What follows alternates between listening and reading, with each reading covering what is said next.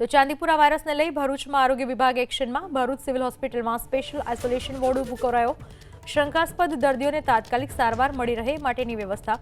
ભરૂચમાં હજુ સુધી નથી નોંધાયો ચાંદીપુરાનો એક પણ કેસ।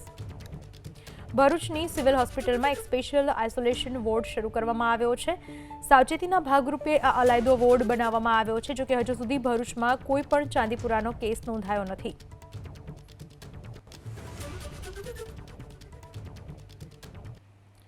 ચાંદીપુરા વાયરસને લઈને ભરૂચ આરોગ્ય વિભાગ પણ સતર્ક જોવા મળી રહ્યું છે। એક આઇસોલેશન વોર્ડ ઊભો કરવામાં આવ્યો છે સિવિલ હોસ્પિટલમાં, જો કે હજુ સુધી ચાંદીપુરાનો એક પણ શંકાસ્પદ કેસ ભરૂચ જિલ્લામાં નોંધાયો નથી। ચાંદીપુરા વાયરસને લઈ ભરૂચ આરોગ્ય વિભાગ એક્શનમાં।